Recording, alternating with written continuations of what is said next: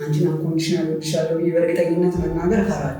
ለምን ስላልተፈተንኩሽ። አሁን ያለሁበት የምጠላው ቦታ ላይ እንድገኝ ያደረገኝ ለምሳሌ በዛ መንገድ ውስጥ አልፌ አንኮንዲሽናል እግዚአብሔር አንተን ሲወድ ማለት ነው። እንዴት ነው በእግዚአብሔር ልክ ሰውን መውደድ የሚችለው? ስለዚህ በፍጹም እኛ ላይ የሆነች ቅንጣት ያህል ስሜት ሊሰማው ማይችል አንድ አካል ነው ፈጣሪ። የምር ስለምትወዱ እኮ የምትታገዩ። አንተ ማንኛውም ሰው አንኮንዲሽናል ትወዳለህ? ወደ ሃይማኖት ስንመጣ ደግሞ ሃይማኖት ከስጋዊ ፍላጎታችንና አይተን ከምንፈልገው ነገር ስለሚቃረን ድንበር እናያቸው። እኔ ቅዱስ መሆን አልችልም። የኔ ሞዴል መጠራ አንኮንዲሽናል አይሆን አላውቀውም። ያንን ሰው ምንም ሊፈጠር አትችልም። አንድ የተፈቀደ መፋቻ መንገድ አለ። ቺዝ ካረገ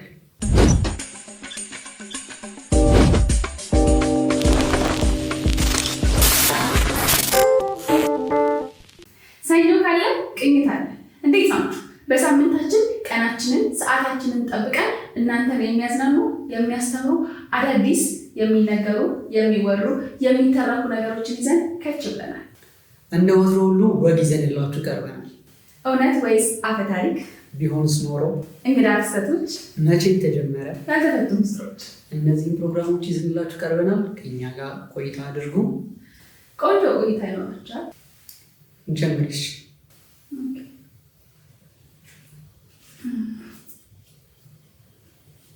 እንግዳ ክስተቶች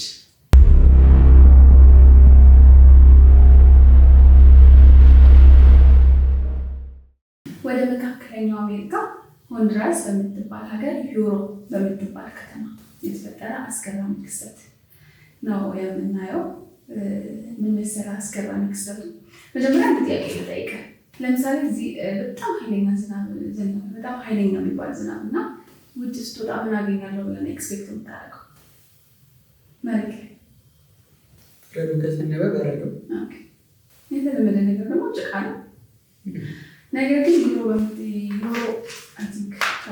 በምትባል ከተማ ከግንቦት እስከ ሐምሌ ወር አካባቢ በየዓመቱ በጣም ኃይለኛ ዝናብ፣ በጣም ሰማዩ ይጠቁራል። መብረቅ ነው የሚባለው ነጎድጓድ በጣም አለ እና በጣም ኃይለኛ ዝናብ ነው የሚዘንበው እና ከዛ በኋላ ሰዎቹ ሲወጡ ማህበረሰቡ አካባቢ ያለ ማህበረሰብ ሲወጣ የሚያገኘው እንደ አንተ እንዳልከው በረዶ ወር ደግሞ ጭቃ ምናምን አይደለም። መሬት ላይ የሚያገኘው ምንድን ነው የሚያገኘው መሰለህ? አሳ፣ ነጫጭ ትንንሽ አሳዎች ያገኛሉ። ከዛ እነዛ ሰዎች ቅርጫታቸውን ይዘው ወጥተው ለቅመዋቸው ምናምን ገብተው ተመልሰው ሄደው እራታቸውን ምግባቸውን ሰርተው በደስታ ይመገቡታል እና እንደ በረከት ነው የሚያዩት። የሆነ ጊዜ ኢትዮጵያ ውስጥ እንደዚህ ነገር ተፈጥሮ ነበር ወይስ አይነኙት? አሳ መዝነብ የሆነ ነገር አሳዩን። ከዛ ቁጣ ነው ተብሎ ተስፎ ነበር መሰለኝ። ሜይ ቢ ኤአይ ሊሆን ይችላል። አሁን እኮ ኤአይ እና ኖርማሎችን መለየት አልቻለም። በምን አይነት ነገር መለየት የምንችለው? የምር እውነት ነው የሚመስለው። ላኪ ቪዲዮዎች እኔ እነግርሻለሁ። በጣም ኤክስፐርት እሺ። እና እንደዛ ነው የሚያደርጉት። ከዛ 3 አይነት እንትኖች አሉ። ሳይንቲስቶች 2 መላምት አላቸው። ማህበረሰቡ ደግሞ የሚያምንበት የራሱ እንትን አለ። እስካሁን ግን የትኛው እርግጠኛ እንደሆነ አይታወቅም። የመጀመሪያው ሳይንቲስቶች የሚሉት ምንድን ነው? የአሳ የሚመጣው ከውቅያኖሶች ይሄ ባህር ላይ የሚገኙ አሳዎች አሉ አይደለ? አውሎ ንፋስ፣ የውሃ አውሎ ንፋስ ይነሳል የሚሽከረከሩ ነው እና እሱ ነው አሳዎችን ወደ ላይ እንዲወጡ ያደርጋቸውና በደመና መልኩ ተጉዘው እዛ ሀገር ላይ ወይም ደግሞ የወሩ ከተማ ላይ ሲደርሱ በዝናብ መልክ የሚወርዱት ብለው መላምታቸውን ያስቀምጣሉ። ነገር ግን እቺ ከተማ ከባህር ወይም ደግሞ ከውቅያኖስ በ200 ኪሎ ሜትር አካባቢ ትርቃለች እና እነዚህ ውቅያኖሶች ወይም ደግሞ ባህሮች የተፈጠረው የውሃው ላይ አውሎ ንፋስ ደግሞ የሚሽከረከሩ ብሎ ስም ተጠፋብኝ እና እሱ ነገር 200 ኪሎ ሜትር ድረስ መሄድ ይችላሉ የሚለው ጥያቄ ውስጥ ገብቷል እና በዚህ አልታመነም። መላምት ነው። ግማሽ ሳይንቲስቶች ናቸው በዛ የሚያምኑት። ሁለተኛው ደግሞ የሚያምኑት በምን አይነት መንገድ ነው? ይሄ አሳ ከሰማይ አይደለም የሚዘንበው፣ ነገር ግን ያ ዝናብ በጣም ኃይለኛው በዘነበ ቁጥር ጎርፍ ይከሰታል እና በመሬት ውስጥ ያሉ የውሃ መተላለፊያዎች በጎርፍ ይሞላሉ። እዛ ውስጥ የነበሩ ጨለማ ውስጥ የነበሩ ሸለቆ ውስጥ የነበሩ አሳዎች በጎርፍ ተገፍተው ወደ ምድር እንዲወጡ ያደርጋቸዋል ብለው ያምናሉ። ነገር ግን እንትን የሚለው ሁለቱንም እንዳናምን የሚያደርገን እዛ አካባቢ ካሉ አሳዎች በጣም የተለዩ ናቸው። ሌላኛው ደግሞ አሳዎቹ አይነ ስውር ናቸው ማየት ነው እና በጣም የተለዩ ስለሆኑ ሁለቱንም አክሴፕት እንዳናደርግ ያደርገናል። ሌላው በ19 ማህበረሰቡ የሚያምኑት በ1850ዎቹ አካባቢ እዛ አካባቢ ድርቅ ተከስቶ ነበር እና ያ ድርቅ ደግሞ ሰዎቹን እየጎዳ ነበር።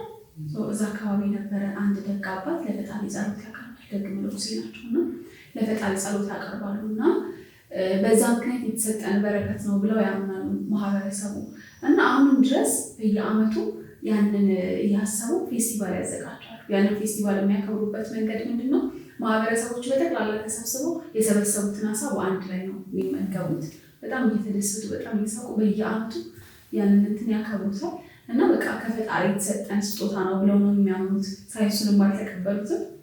እስከዛሬ ከየት ይምጣ የአሳ የምርም ከፈጣሪ የተሰጠ ስጦታ ይሁን ሳይንቲስቶቹ እንዳሉት ከመሬት ስር የወጡ አሳዎች ሆኑ የሚታወቅ ነገር የለም፣ እስካሁን አልተፈታም። እና ለዛሬ ያለኝ ያልተፈታ ሚስጥር ነው። ግን ኢትዮጵያ ውስጥ ቢሆን አሳ ቢዘንብ አንተ ከምን አንጻር ትቀበሉ ይመስላል? ወይም ደግሞ ተመልካቾቻችን ከምን አንጻር ትቀበሉታላችሁ? የምር የፈጣሪ ስጦታ ነው ብላችሁ ታስባላችሁ ወይስ ቁጣ እርግማን ነው ብለን እናስብ ይሆን? መልሳችሁን ኮሜንት ላይ ያስቀምጡልኝ። የእሱን መልስ አሁን እንስማ። ከዘነበልን በኋላ እንደዛ አይቻልም። ነፍስ አላቸው እንዴ አሳዎች? ያው ከውሃ ውስጥ ሲወጡ እንትን አላቸው፣ ይሞታሉ። ማንኛውም አሳ እንደሚሞተው እዛ ዘንበው የሚገኙት እኮ አሁን ዘንበው እንትን ነው። ይሄ እንዴት ነው? ለምሳሌ ሲዘንቡ አይታዩም።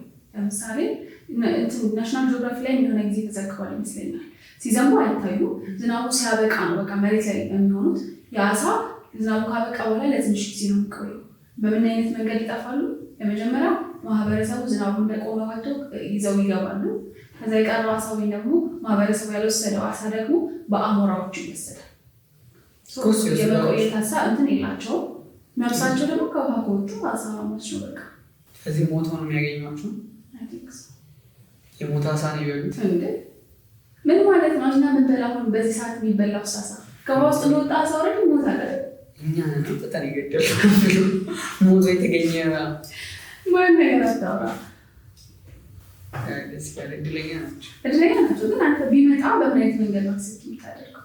የምር ግን አይቻለሁ ቲክቶክ ላይ እንደዚህ የሆነ ነገር ዘንቦ የሆነ ጊዜ በረዶ ዘንቦ በጣም ቁጣም ተብሎ ነበር አይደል? የኛው ማህበረሰብ በምን አይነት መንገድ የሚቀበል ይመስላል? በረዶ ዘንቦ ቁጣ ነው ካለ አሳብ ዘንብ በምን አይነት መንገድ እየበላ ይወያያል። አማማነት ነገር አታውራ እንዴ? አክቹዋሊ ያው አብዛኛው ሀበሻ ጎረቤት ውስጥ ሞክር ይጠብቃል። የቀድሞ የሚበላ ይኖራል። እሱ ሰው እየጠበቃል። ከዛ በኋላ ለምን ይመስላል የሚጠብቁት? ይገላል አይገልም፣ ይጣፍጣል አይጠፍም። በሰው ቼክ ታደርጊያለሽ። እዛ ከጣፈጣቸው ጥሩ ነው ትበያለሽ። አንቺ ምስሉ ስለሆንሽ እሺ። አይ መጀመሪያ ላይ ዛሬ ማታ ዘነበ እንበል፣ ጠዋት ስትወጣ መልክ ያሳለ መጀመሪያ ላይ ሀሳብ ውስጥ የሚመጣው ምንድን ነው? ጾም እንደሆነ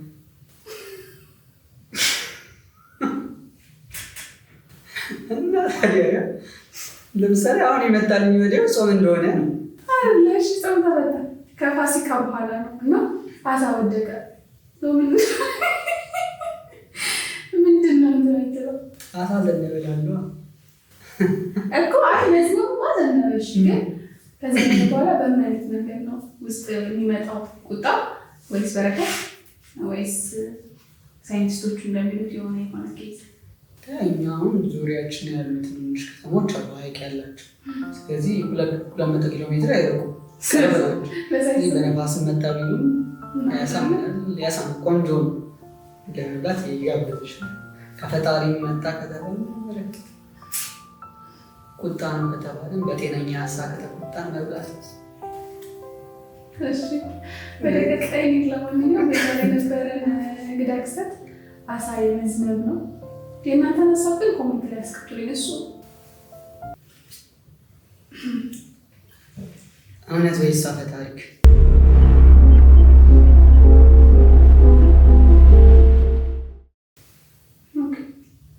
እሺ ፀጉራችንን ስንላጭ ፀጉራችን በስቶ ፋፍቶ ያድጋል ይባላል። እንደውም ፀጉራችሁ ሲገባ ምናምን ተፈገፍጋላችሁ እንዲወጣ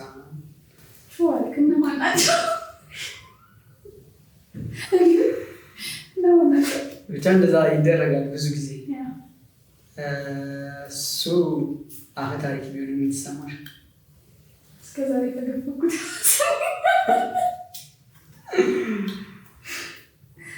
እሱ አፈ ታሪክ ነው።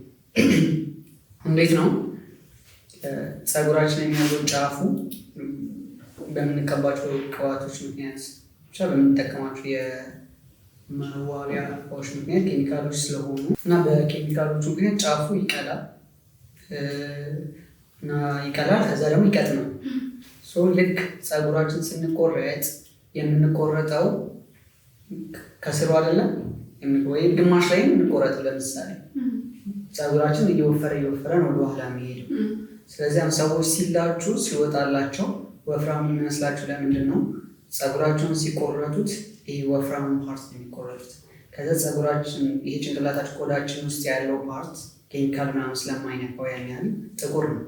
ስለዚህ ተፈጥሯዊ መልኩ አለ ነው እና ያ ሲወጣ ፀጉራችን እንደ አዲስ ጠቁሮ የመጀመሪያ የነበረው ጠፍቶ አዲስ ፀጉር ፋፍቶ ምናምን የወጣ ይመስለናል። ግን እንደዛ አይደለም። ፀጉራችንን ከግማሽ ስለምንቆረጠው ወፍራሙ ፓርት ላይ ስለምንቆረጠው የሚወጣው ፓርት ወፍራሙ ሆኖ ስለሚወጣ ሲላጩ ያገኛል። ሲላጩ ማለት ነው ካልተነቀለ በስተቀር አሁን ፀጉር ከቆዳችን ውስጥ የሚወጣው ስንላጭ እኮ ቆዳችን ውስጥ ያለውን አንነካው። ከዚህ ጋር ያለችው ለምሳሌ እህል ሲታጨድ ከስርጭት ይደረግም ስሩ ግን አይነካም አይደለም። እሷ እንደዛ የፀጉሩን ስሩን አንነካውም እና የሚተርፍ ፓርት አለ። ከላይ ምላጭ ወይ ደግሞ መቁረጫው የማይነካው ፓርት አለ። እሱ ፓርት ወፍራም ነው። ከፀጉራችን ስር ሳይሆን የተረፈው ሲቆረጥ የተረፈው ነው። አሁን ፀጉርሽ እንደዚህ አንስተሽ ብታዩ ጫፉ ላይ በጣም ቀጭን ነው። ከዛ ወደዚህ ይመጣል ማለት ነው። የተወፍራሙ ፓርት ላይ ስለተቆረጠ ሲወጣ ያ ወፍራሙ ፓርት ነው የሚወጣው። ከዛ ኬሚካል ሲነካው ምናምን ነገር አጠቃቀማችን እየቀጠነ እየሳሳ እዛ በኋላ ደግሞ ቀይ እየሆነ ይመጣል። ፀጉር ጫፉ እያለቀ ማለት ነው። እንደዛ የሚሆነው በኬሚካሎቹ በፀሐይ ብቻ ከውጭ ከሚደርስበት ጉዳት አንጻር ነው ማለት ነው። ስለዚህ ከታች ሲወጣ አዲስ ፀጉር በቅሎልን ሳይሆን የቆረጥንበት ቦታ ወፍራም ስለነበረ እሱን ይዞ ስለሚወጣ ነው ማለት ነው። ብዙ ጊዜ ፀጉር ይበዛል የሚባለው ደግሞ አይተሽ ከሆነ ደግሞ እድሜያችን ከፍ እያለ ሲመጣ ነው። እድሜያችን ከፍ ለምሳሌ ይሄ መጎርመስ የሚባለው ከእሱ ሰዓት በኋላ ፀጉር እየበዛ ይመጣል እና ሰዎች ብዙ ጊዜ እዛ ሰዓት ላይ ተቆርጦ ፀጉራቸው ሲበዛ እነሱ ስለተቆረጡት ምናምን ይመስላችሁ፣ ግን ያ የሆርሞን ለውጥ ስላለ ያ ፀጉራችን ሊፋፋ እንዲበዛ ምናምን ስለሚያደርገው ነው እንጂ እኛ ስለተላጨ ነው ስለተቆረጥ ነው ምናምን የሚፈጠር ነገር የለም። አመጋገብ ምናምን የፀጉር ሁኔታ ይወስናል። ውስጣዊ ነገር አላደገላለን ሰዎች ለነጻፋይ ነገር እንደዚህ ሙያ አይደለ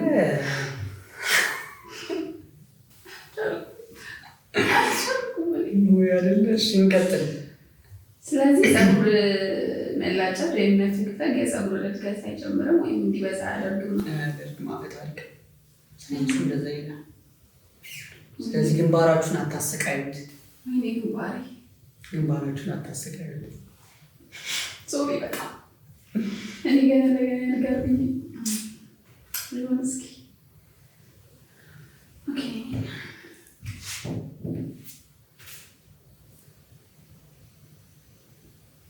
መቼ ተጀመረ?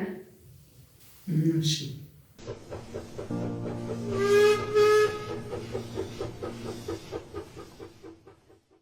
ትሬድሚል ታውቃለህ? መቼ ተጀመረ ነው? መቼ ከመቼ እንደተጀመረ ሳይሆን ለምን ታርጌትነት እንደተጀመረ ታውቃለህ? ታርጌቱ ምን ነበር? የምርም ስፖርት እንድንሰራ የሚመስልህ ወይስ ስታወሪ ሰምቼሽ ረስ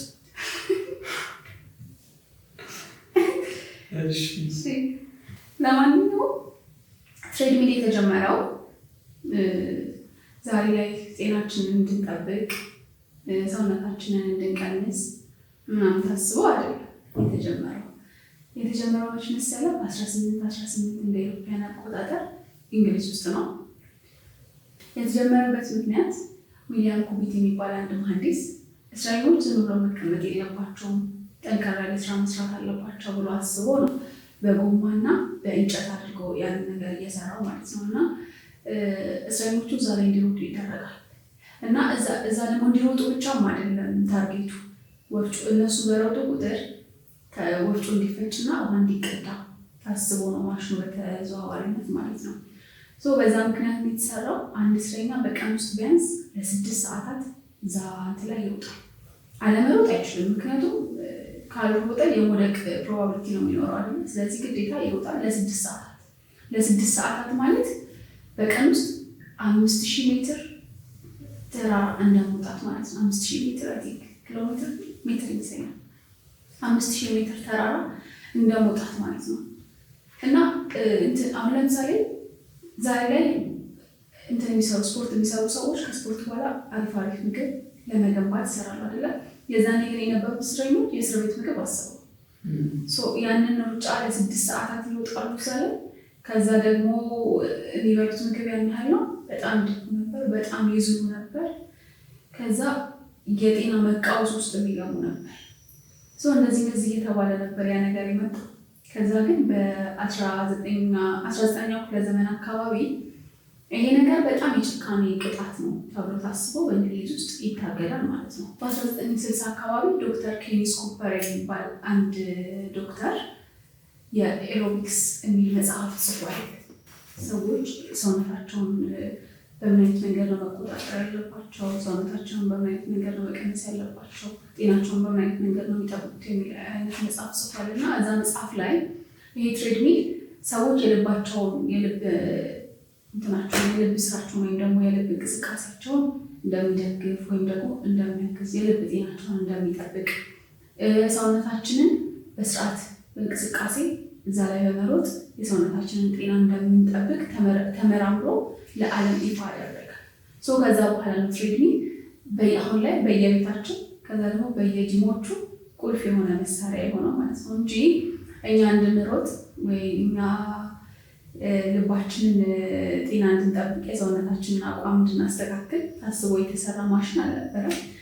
በፊት ላይ በነፃ ያስፈጉን ነበር ወይም ደግሞ ያስፈጓቸው ነበር። አሁን ደግሞ ከፍለን እየቀጡን ነው ማለት ነው።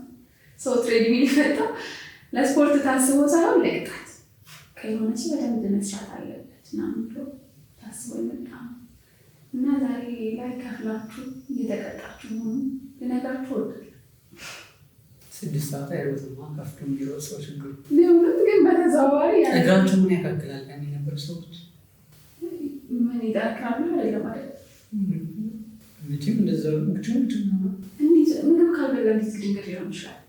በጣም ቀጥታ ነው ይመስለኝ የጤና ቀጫጫ እንደዛ ነው የሚችለው እንጂ ያሉፍ በጣም ያስበዋል። 5000 ሜትር እሺ እንቀጥላለን።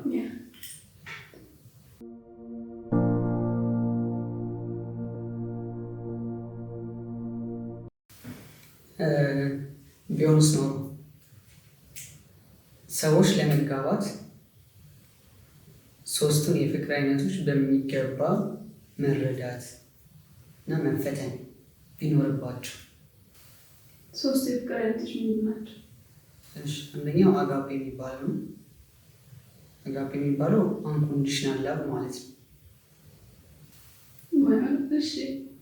እሱን ተረድተው ተፈትነው አልፈው። ሁለተኛው ፌሎስ የሚባለው ነው፣ የጓደኝነት ፍቅር ማለት ነው። ጓደኛ ስንሆን ያለው መዋደድ አለ አይደለ? እሱ ማለት ነው። 3ኛው ደግሞ የሮማንቲክ ላቭ እነዚህን ሶስቱን በሚገባ ተፈትነው ሲያርፉ ቢሆኑ የሚጋቡት ባልና ሚስቶች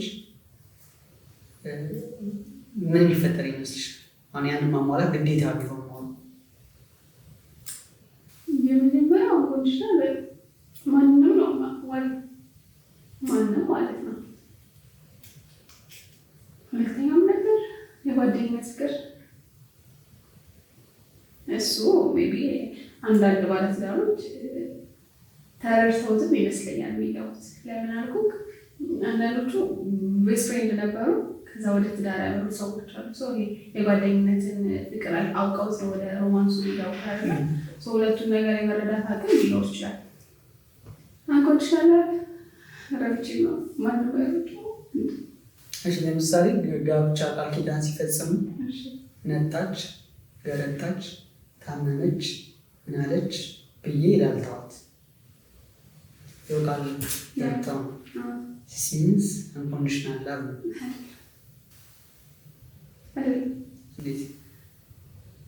አንኮንዲሽናል ላቭ ሲሆን እኮ የምታደርገው ነገር ብቻ አይደለም የሚያዘው ያስባል ውስጥ። ለምሳሌ ትንሽ ያክል ትንሽ ጨረታ ያክል ሊሰማ ይገባል። ለምሳሌ የሆነ ሰው አሁን ባልከው ሌቭል ቢጎዳ ያ ሰው ትንሽ የሚሆን እንትን ሊሰማው ይችላል። የመተው የመሰልቸት ምናምን ነገሮች የአንኮንዲሽናል ላቭ አያስብለው። በውስጥ ራሱ ያንን ነገር ትንሽ ካሰብከው እያልኩ ያለሁት እያልኩ ያለሁት እነዚህ ነገሮች ሰዎች ቃል ገብተው ነው የሚገቡበት። ያ ማለት አንኮንዲሽናል ወዳታለሁ ብሎ ወይ አምና የሚገቡበት ሲገቡ። ስለዚህ ማንም አንኮንዲሽናል ለምን እንዴ ኮሎዳ ተካሪች ማንም አንኮንዲሽናል እኔ ራሱ አንኮንዲሽናል ነው። ምክንያቱም እንዴት ነው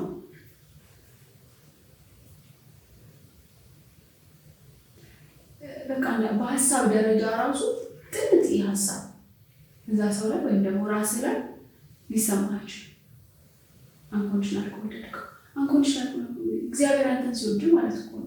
እንዴት ነው በእግዚአብሔር ልክ ሰውን መውደድ የሚችለው? ስለዚህ በፍጹም እኛ ላይ የሆነች ቅጣት ያህል ስሜት ሊሰማው ማችል አንድ አካል ነው ፈጣሪ ያምናል። እሱ ግን ምን ብሏል? እኔ እንደወደድኳችሁ እርስ በርሳችሁ ተዋደዱ። ስለዚህ እሱ እንደወደደን እርስ በርሳችን መዋደድ እንችላለን ማለት ነው። የእሱን ቃል ማን ነው የሚተቀበለው? እንዲህ ብዙዎች ተግብረው ተመስክሮላቸዋል። ሁለተኛ ስለሚቻል ነው ፈጣሪ አድርጎ የሚለው። እኛ ማንችለውን ነገር አድርጎ አይደለም። አንኮንዲሽናል ማንም ወድ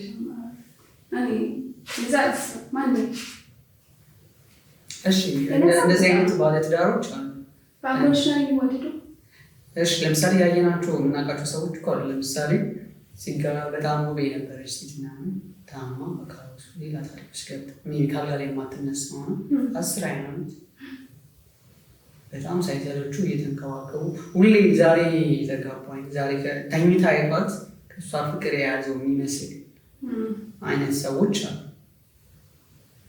ግን እነዛ ሰዎች ውስጣቸው የሆነ ቀን ምንም አይነት ቅሬታ ተሰምቷቸው አያውቅም ብለህ ታስባለህ? ሰው ናቸው በደከም ይኖራል። ግን ፍቅር ማለት እኮ ማለት ነው 100% እድሜ ዘመንሽን በሙሉ ለዛ ሰው የነበረች ነገር እያደገ ምናምን ፐርፌክት ላይሆን እኮ ይችላል። ግን ፐርፌክት የሚሆንም ማለት የምር እንትን እያለ ይመጣላ የፍቅር እያደገ የሚመጣው እንደዛ ነው እያደገ የሚመጣው እየጠፋ የሚመጣ ይመስለኛል።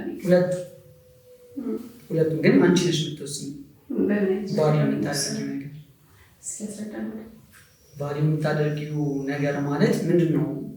ለምሳሌ አንኮንዲሽናል ያለና ባል የምታደርጊው አንኮንዲሽን ነው ማለት ነው።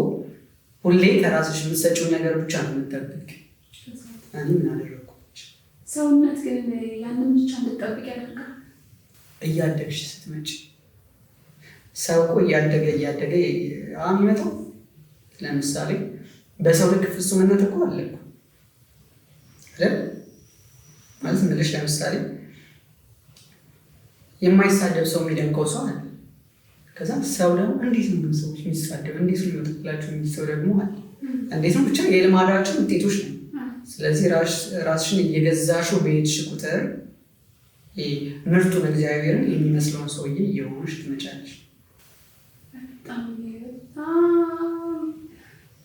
በጣም ከባድ ነው። ለዛም ውድ የሆነ ለዛም በጣም ውድ ስለሆነ ነው። በጣም መገኘት ስለማይችል ነው። ማንኮንሽናል አቤል ለመመደ እንደዛ የሚሆኑ ሰዎች ደግሞ ሞሉ ጭራሽ በጣም ብዙ ሰዎች አሉ። አንጻራዊ እኮ ግን ብዛት የሚባለው እንዴት አረኔ የማውቃቸው ሰዎች ማወቅ በራሱ መታደል ይመስለኛል። ካወቀው ነገር ስለምትሞት አለ ሰው አለ። እነዚህ የሚወድ ሰው በጣም አለ። እሺ ለማንኛውም ወደ አንተ ሀሳብ ቢሆን ኖሮ እሺ እንደኔ ሀሳብ እነዚህ ሶስቱን ነገሮች ተረድቶ ተፈትኖ አልፎ ሰዎች መጋባት የሚፈቀድላቸው ብዙ ወጣቶች አሉ። ስለማይዋደዱ ሳይሆን ለምሳሌ ብዙ ወጣቶች የሚያሟሉት ሶስተኛው ሮማንቲክ ላባ ነው። ትዳር ላይ ሲገቡ የሚጠብቋት እሷ ነው። ብዙ ትዳር ቶሎ የወጣቶች ትዳር ቶሎ የመፋታት የመሰለቻቸት ነገር ውስጥ የሚገቡት ያቺ የሮማንቲክ ላባ ልክ ትዳር ውስጥ ከተገባ በኋላ ትቀዘቅዛለች። እኔ ስረዳው ምክንያቱም ሪሌሽን ላይ ያሉ በናፍቆት ነው የሚገናኙት። እንዳይገናኙ የሚያደርጋቸው ብዙ ነገር ስላለ የተወሰነ ሰዓት ነው የሚገናኙት። በናፍቆት ተገናኝተው ረዥም የሚያሳልፏት ሰዓትን እሷ እሱን ይፈልገው እሷ የምትፈልገው በመስጠት ነው የሚያልፈው። መቀበል ላይ ነው ያሉት። ከዛ የሚፈልጉትን ነገር በመቀበል ነው እያሳለፉ ያሉት። ስለዚህ ሊጠሉት አይችሉም። ትዳር ውስጥ ሲገባ ግን ረዥም ሰዓት ይገናኛሉ። ረዥም ሰዓት ሁሉንም ቀን። ስለዚህ አሁን ቤትሽ ደብቀሽ ልትወጪውን ነገር ትዳርሽ ላይ ሲሆን በቃ ቤትሽ ሆነ። ገብቶሻል? በፊት ቤትሽ ውስጥ ነበር፣ አሁንም ቤትሽ ሆነ። ስለዚህ እንደ አዲስ መገለጥ ይጀምራል ማለት ነው። ቤትሽ ውስጥ ስትሆኝ ስፔስ ስትፈልጊ ብቻሽን መሆን ስትፈልጊ የምታደርጊያቸው ነገሮች አሉ። ገብቶሻል አይደለ? አሁን ከባልሽ ጋር ስትሆኝ ግን ብቻሽን መሆን መፈለግ ለእሱ ብቻዬን መሆን እፈልጋለሁ ብትይው ሰለቸኝ ነው መልዕክቱ የሚሆነው። ብቻ እንዴት ነው ለምሳሌ ቤትሽ መጀመሪያ የነበረሽ ነፃነት ሙሉ ለሙሉ አይኖርሽም። ትዳር ውስጥ ስትገቢ ማለት ነው። ቤትሽ ውስጥ እንደፈለገ ስታደርጊያቸው የነበሩ ነገሮች እዚህ ጋር ይገደባሉ። ምክንያቱም ትርጉማቸው ሌላ ነው። እንደዚህ ስትሆኝ ስለማያውቅሽ ማለት ነው። በእሱም ወገን እንደዛ የተወሰነ ሰዓት የምታገኙ ሲያገኝሽ መጀመሪያ የመጣው አንቺን ለማግኘት ነው። ስለዚህ ሙሉ አቴንሽኑ ነው አንቺ ጋር ብቻ ነው። ትዳር ውስጥ ስትገቢ ግን ሁሉንም ነገር ጋር ትጋፈጫለሽ። ለሌላ ሰው አቴንሽን ሲሰጥ ለምሳሌ ሪሌሽን ላይ ያለሽ ከ24 ሰዓት ውስጥ 2 ሰዓት ነው አንቺ ጋር ተገናኝታችሁ ብታወሩ በሆነ ሰው ጋር 6 ሰዓት ሊያሳልፍ ይችላል። ስለማታዩ ብዙ ኬር አታረጊ። ትዳር ላይ ከገባችሁ በኋላ ግን ለአንቺ 2 ሰዓት ሰጡ 6 ሰዓት የሆነ ቦታ ሲያሳልፍ ጊዜ እየሰጠኝ አይደለም ብለሽ ፊል ታደርጊያለሽ። ምክንያቱም ቤት እዛ ሁኔታው ላይ ስለሆነሽ ማለት ነው። እንዲህ የሚሆነው ሮማንቲክ ላባን ስለሚደሩ ነው እና ትዳር ላይ ሲገቡ ያችን ነገር ጠብቀው ስለሚገቡ ማለት ነው። አብዛኛው ወጣቶች ብትጠይቂያቸው ሙሉ መረዳቱ ይላቸው። በተለይ አሁን ላይ ብዙ ሰዎች እርግዝና ሲፈጠር ነው የሚገቡት። ስለዚህ አንድም ተገደው ነው ወደ ጉዳይ የሚገቡት ማለት ነው። ከዚህ ነገር አንጻር ስናየው ብዙ ሰዎች የሚጋቡ አይመስለኝም።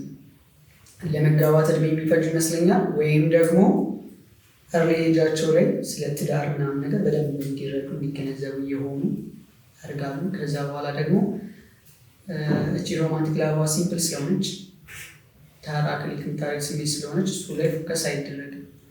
ይሄ አጋፔ የምንለው ፍቅር ላይ ፎከስ ይደረጋል። መፋታት የሚባለው ነገር አይታሰብባቸው። ለምሳሌ ቃል ሲገባ መጣች፣ ገረጣች፣ ጸባዩ እንደዚህ ሆነ፣ እግሯ ተቆረጠ፣ ጭንቅላቷ ተፈለጠ እና ምንም አይነት ምክንያት አይደለም አይቻልም። ስለዚህ መፋታት የሚባለው ነገር አይኖርም። አምኑበት ስለሆነ የሚገባው ማለት ነው። ግን ብዙ ሰዎች ቃል ሲገቡ እሱን ነገር አያስተውሉትም ብዬ አስባለሁ። ግን ቢያስተውሉት የሚፈሩ ይመስለኛል። በጣም እኮ የሚያስፈራዋል። እንዴት ነው ያንን ነገር መቻል አለመቻልሽን ቴስት ሳታደርጊ አይፈጠርም ብለሽ የምትገቢ ብዙ ጊዜ ይፈጠራል ብሎ ሰዎች አያስቡም። ሲፈጠር እነሱ ሪያክሽናቸው ጥሩ የማይሆኑ ለዛ ይመስለኛል። ለምሳሌ በጣም ጥሩ ሰው ነች፣ በሚያገኛት አጭር ሰዓት ውስጥ የለካት ነገር ማለት ነው። ረዥሙ ሰዓት ሲያገኛትን ሁሉም ነገር ነው የሚገለጥ። የምትሰዳጯ፣ የምትነጫነጯ፣ ሰውን የሚያስጠላት የሆነ ሰዓት ላይ ምናምን ሴት ጋር ይጋፈጣል። ስለዚህ ለእሱ ተቀየረችብኝ ነው የሚለው፣ ግን የነበረ ማንነቷ ስለማያውቅ ስላላሳየችው ነው። ስለዚህ ይህ የአጋፔ ፍቅሩን ከተረዳ ይሸከማታል። ገብቶሻል? ስለዚህ ሰው በሞት ካልሆነ የመለያየት ድሉ በጣም ጠባብ ይሆናል ማለት ነው። ስለዚህ እንደዚህ ቢሆን ኖሮ የፍቺ ሬቱ በጣም ዝቅተኛ ይሆናል። ሰው የሚያገባበትን እድሜ እንትን የሚል ይመስለኛል፣ የሚገፋ ይመስለኛል። በትንንሽ እድሜ የሚጋቡ ሰዎች የሚኖሩ አይመስለኝም። ሰው ፈሪ የሚሆን ይመስለኛል ለማግባት። ያንን ኃላፊነት መሸከም ይኖርበታል። ወስኖ የሚገባው ምንም ብትሆን ብሎ ነው የሚገባው። ስለዚህ ስለቸሽ ምናምን የለም። ቢሰለቻችሁ እንኳን ይፋቱ። አይሽ ግን አንኮንሽን ለገላቸውን ሰዎች ማየት እውነታሉ የምራሉ ደስ አንኮንዲሽናል ሲምፕሊ ምናምን ሳይጠብቁ መስጠት አለ ነው። ከአንቺ ምንም ነገር ሳልጠብቅ ምሰጠሽ ነገር ማለት ነው። እንደዛ መጠበቅ አይቻልም እኮ በጣም ከባድ ነገር ነው። ይቻላል። አሁን እንደዚህ አይነት ቦታ ላይ ቬግ ያሉ ነገሮች አሉ። ለምሳሌ አሰሪ ከሰራተኛው ስራውን ጠንቅቅ እንዲያደርግ መጠበቅ ከፍቅር ጋር የሚገናኝ ነገር አለ። እንደዚህ መለየት ያለባቸው ነገሮች አሉ። ከብሻለ ለምሳሌ አለቃሽ በጣም ስለሚወድሽ አንኮንዲሽናሊ ስለሚወድሽ ስራሽን በአሰሪኝ ይሸከምሻል ማለት አለ። ኃላፊነት አለመወጣት ሌላ ጉዳይ ነው። ምክንያቱም ያገናኛችሁ ኃላፊነቱ ስለሆነ ማለት ነው። ፍቅር ላይ ግን ኃላፊነት የለም ብለህ ታስባለህ? ኃላፊነት አለ፣ ግን ሰራተኛ ነሽ፣ ግዴታሽን መወጣት ይኖርብሽ። ነገሮች በስትክክል መጓዝ አለባቸው። ገብቶሻል? ለምሳሌ ፍቅር ሲኖር ምን አለ ምክንያት ማተር ያደርጋል። ለምሳሌ ፍቅር መሀል ላይ ከሌለ አርፍደሽ ስትመጪ ምክንያትሽን አይሰማሽ። ለምን አረፈሽ የሚል ጥያቄ የለም። ማስጠንቀቂያ ይሰጥሻል።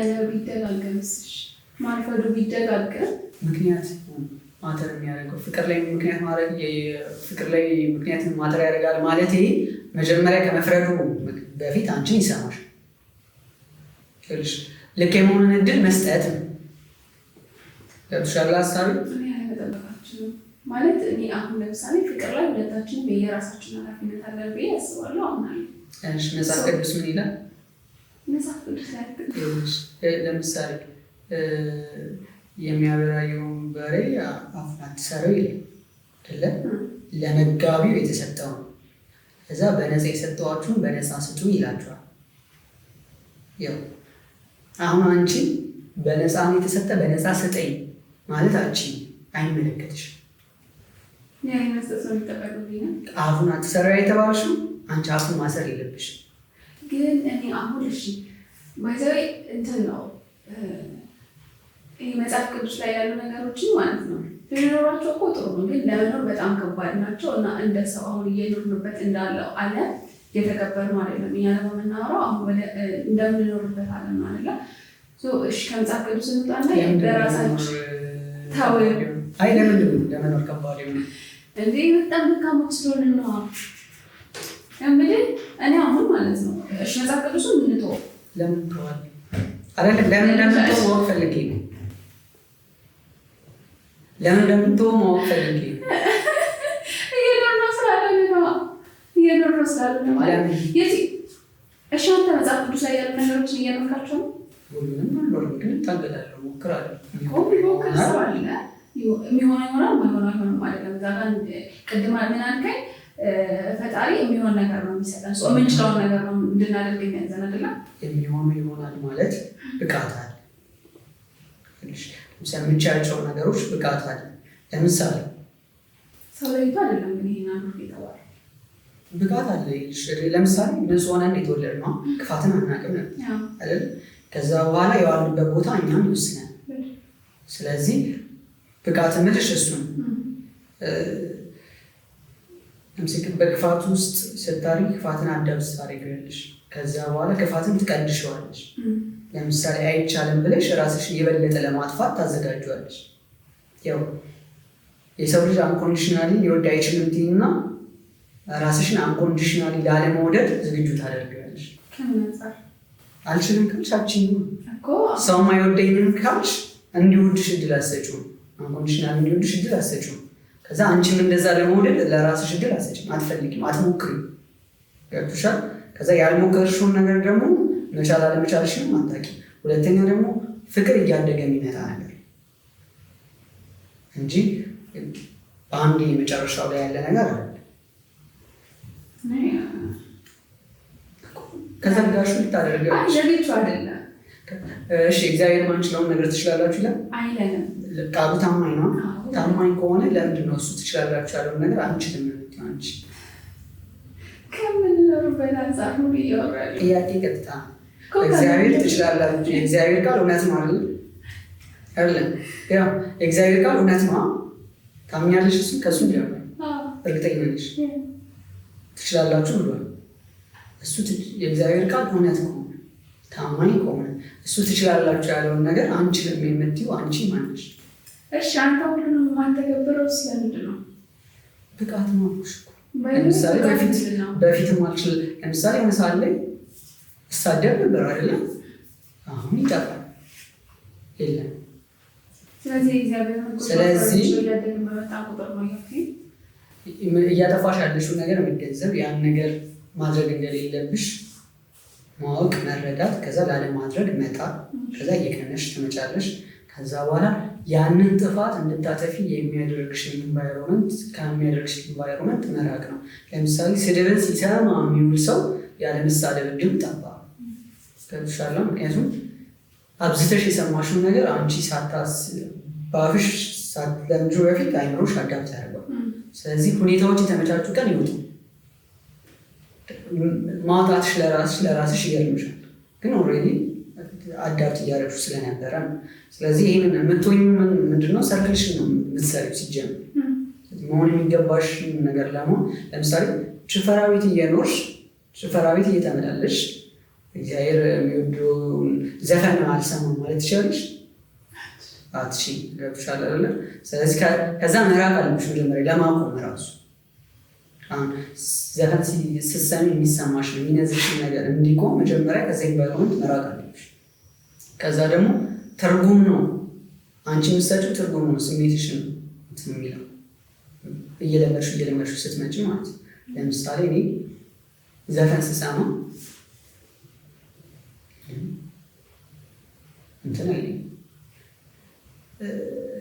ለምሳሌ የሆኑ ዘፈኖች አሉ፣ ይህ ዘፈን ግን መዝሙር ቢሆን የሚባሉ ማለት ነው። ለምሳሌ ስለ ሀገር ለምሳሌ ቴዲ አፍሮ የሚዘፍናቸው የሀገር ዘፈኖች፣ የታሪክ ዘፈኖች ምናምን ያው እንዴት ቀርባቸዋል መሰለሽ? መጀመሪያ በግጥሞቹ ይሳባል። ከዛ ግጥሙ እሱ ሲለው ውበት አለው አይደለም? እሱ ሲዘፍነው እሱ ስሜት ሲሰጠው እንትን አለ። ከዛ በኋላ ራሴን እየሸወድኩት እኮ ነው፣ ራሴን እያቀረብኩት ወደዚህ። እዛ የሆነ ቀን አፌ ላይ ስለሰሚ ትሻለሽ። ራሴን ለዛ ኤክስፖዝ በማድረግ ነው ያ ነገር ሀፕን ያደረገው።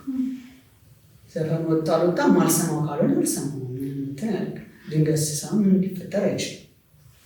ሻላት ከዛ ደግሞ ለምሳሌ በገና መዝሙር አብዛኛው ሰው ይወድ አይደል? ማለት ፊል አያደርገው ይረብሸዋል ነገር እውነታው ማለት ነው።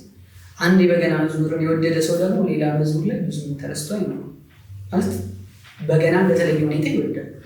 ስለዚህ አዳፕቴሽን ስለሆነ የምናደርገውን ነገር አልችልም ካልሽ ያንን ጉዳይ አዳፕት ለማድረግ ለመለማመድ ያንን ለመሆን ፍላጎት የለሽም መጀመሪያ። የምንኖርባት አለም በራሱ ምንደክም አንዱ እንትን ትወስዳለች ብዬ አምናለሁ። ከዛ ደግሞ ማንቸውን አይሰጠንም ሶቤስ ነው፣ ምክንያቱም ችሎ ያሳዩ ሰዎች ስላሉ ማለት ነው። ግን ለምሳሌ ቅድስና ደረጃዎች አሉ አይደለም? ለምን 10 ድረስ ሄዱ? ማደግ ስላለ ነው እንጂ ፐርፌክት ወደ ከሰው አንጻር ፍጹም ወደሚባለው ደረጃ የሚደረሰው በአንድ ብዙ ነገር ተጋለሽ ብዙ ነገር ኢቨን እዛ ደረጃ ላይ ያሉ ሰዎች እኮ በኃጢአት ይወድቃሉ። የሰው ልጅ ደካማ ነው። ለመሳሳት ለራስሽ እኮ እድል ትሰጪዋለሽ።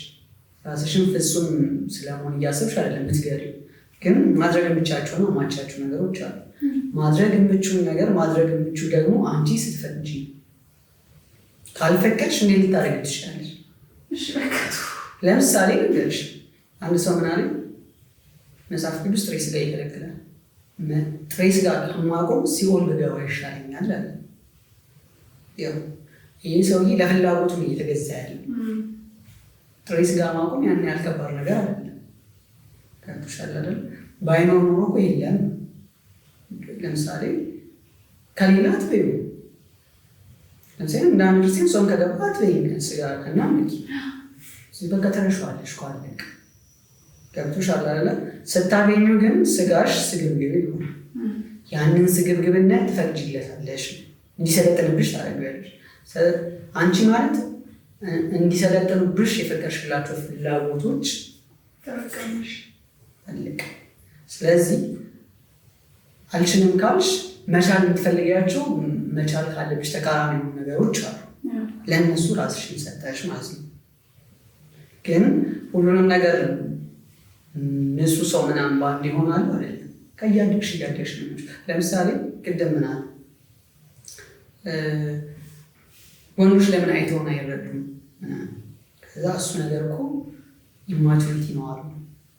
እንዴት እንደዚህ አለቅ። አሁን እነዚህ ሰዎች እነዚህ ሁለት ሴቶች ከማውራታቸው በፊት ስለሱ ጉዳይ እኔ ምንም አላውቅም። ጀስት ኔቸራችሁ ነበር የሚመስለኝ እንደዛ መሆን ማለት ነው። ይሄ ለምንድነው አይቶ የማይረዳ ለምንድነው የሚባለው ነገር የሴቶች ኔቸር ነው የሚመስለኝ። በቃ ታይቶ እንዲረዱ ይፈልጋሉ። አለቃት ነቅ ያን ነገር ወንዶች ያንን እንደማይችሉ አይረዱትም ምናምን። ግን እነዛ ሴቶች ደግሞ ስለ ጉዳዩ ሲያወሩ ኤክስፔሪንስ ያላቸው ሴቶች ከራሳቸው ልምድ በመነሳት ሲያወሩ ኢማቹሪቲ ነው። ምክንያቱም ማውራት ቀላል ነገር ነው። ገብቶሻል አይደል? ከዛ አንቺ በአንቺ አኬድ ምንድን ነው የሚሆነው? ከተረዳ ይረዳኝ ያገባ አልነገሩ ገብቶሻል። ስለዚህ ራስሽን ሰዓት ውስጥ እየከተትሽ ያለሽ ራስሽ ነሽ። አንቺ ስላልፈለግሽ ነው ጉዳዩ መሆን ያልሻል። ብትፈልግም ቀላል፣ ብንፈልግም የሚከብዱ ነገሮች አሉ፣ ብንፈልግ የሚቀሉ ነገሮች አሉ። የሚከብዱትን ነገሮች በልማድ ነው ምንችላቸው ምናዳበራቸው።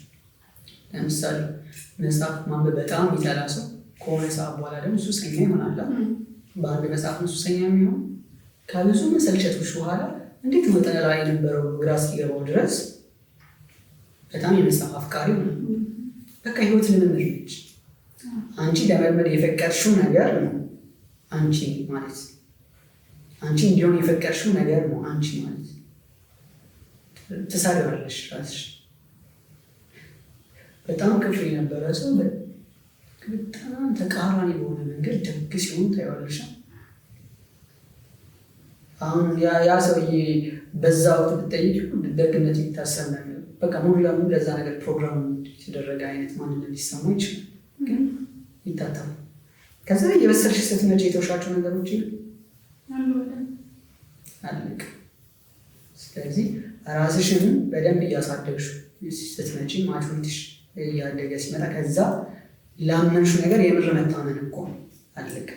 ለምሳሌ አክተር ነኝ ካልሽ ቤስት አክተር ደግሞ በጣም ልምድ ትሰሪያለሽ አይደል? የሆነ ስሜት አልመጣልኝም ካልቻሉት ብለሽ ብታይ ከብትሻለ። ስለምትወጁ ግን ትታገያለሽ። ይህን ስለምትወጁ እኮ የምትታገዩ። ወደ ሃይማኖት ስንመጣ ደግሞ ሃይማኖት ከስጋዊ ፍላጎታችንና አይተን መሆን ከምንፈልገው ነገር ስለሚቃረን ድንበር እናንችል። እኔ ቅዱስ መሆን አልችልም። ገብቶሻል አይደለ?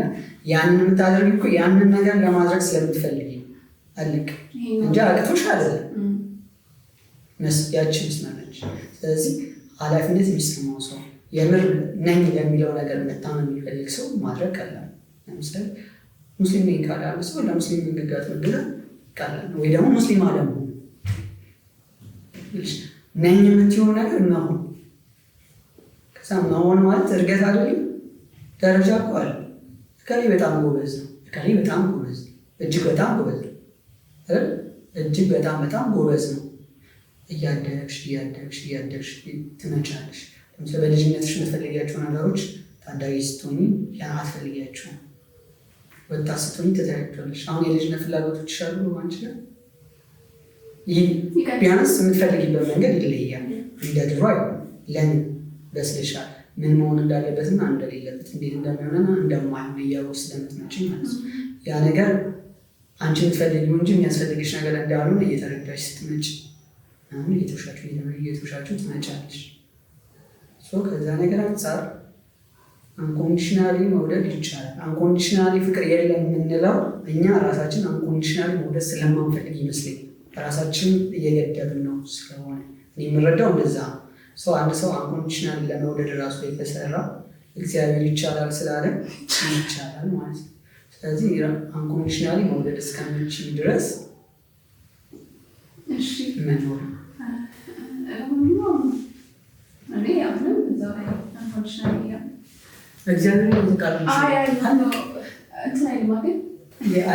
እግዚአብሔር እውነት ነው ቃሉ ታማኝ ነው አልሽ። አሁን ደግሞ አይቻልም ካልሽ በአንድ ራስ ሁለት ምላስ እንትን ነው እኮ ስላላየው መሰለኝ ለራሴ ያሳመንኩት እንደዚህ ይመስለኛል። አንተ ደግሞ ስላየህ ከዛ ደግሞ አይደለም እግዚአብሔርን ቃል ስላየሽና ስላላየሽ ነው የምትወስጂው። አይተሽ ነው የምታረጋግጥሽ። ካላረጋገጥሽ እውነት አይደለም እያልሽ ነው የምታልሽው። አይ እንደዛ ደግሞ እንደ ሰው የሆነ ብዙ ጊዜ የምትሰማው ብዙ ጊዜ የምታየው ነገር ወደ ማመን ትሄዳለህ አይደል? አሁን የእግዚአብሔር ቃል ልካል አንተ ሰው የምፈልገህ ነው እንዴ? እንደዛ አይደለም እያልኩ ያለሁት እንጃስ አይደለም ነገር እንደዛ አይደለም። ብቻ በቃ እኔ አሁን እግዚአብሔር ቃል ልክ ነው፣ ግን ደግሞ በዛ ልክ የምንኖር ሰዎች ብዛት አይደለንም ነው የኔ ሀሳብ። አይቻልም ያልሽ ብዛት አይደለንም አላልሽ መጀመሪያ ግን በእኔ በኩል በእግዚአብሔር ልክ መኖር ይከብደኛል። በእግዚአብሔር ልክ አልችልም። እሱ ትችያለሽ ካለ አልችልም ካል ብቻ አንኮንዲሽናል ለእኔ የለም። አንተ ባልከው መንገድ ቢሆን አሁን እኔ እምነትሽን ነው። እሺ አሁን እዚህ ጋር ህይወት ብቻ አይደለም ስላላይ አሁን ለምሳሌ እግዚአብሔርን አይተሽዋል አለ ብለሽ እያምንሽ ነው። የትኛው ይከብዳል? አንኮንዲሽናል ላቭ አለ ከሚለው እና እግዚአብሔር አለ ከሚለው ለማመን የትኛው ይከብዳል? አንኮንዲሽናል ላቭ እግዚአብሔር ነው እንጂ የሚከብደው። ለምን ይከብደኛል? እሱ አንኮንዲሽናል በአይኔ ብቻ ነው ማለት ዋይዘው እግዚአብሔርን በህይወቴ አየዋለሁ እኮ እውነቴን ነው። አንኮንዲሽናል ላቭ ግን በየትኛው መንገድ ላይ አየዋለሁ? በእግዚአብሔር በኩል በሰጠን ቅዱሳን በኩል ለማታየው እንደዛ እኮ ነው። ለምሳሌ እግዚአብሔርን የምታየው እኮ ወርዶ አሁን ባደረገው ነገር ብቻ አይደለም አደረገ የሚለውን እውቀት ነው ወደ ውስጥሽ እያስገባሽ ከዛ እንዲደረግ የምትፈልጊያቸው ነገሮች ውስጥ ያየሽው። ስለዚህ እግዚአብሔር ምሳሌ ያደረጋቸውን ሰዎች ለማታያቸው እግዚአብሔር ምሳሌ ያደረጋቸውን ሰዎች አየኋቸው። ከዛስ ይቻላል ነው እግዚአብሔርን መውደድ ነው የሚቻለው። ሰው መውደድ ማለት እሱ ነው ያለው። እሺ እንደዚህ ሲምፕል ምሳሌ ልስጥሽ።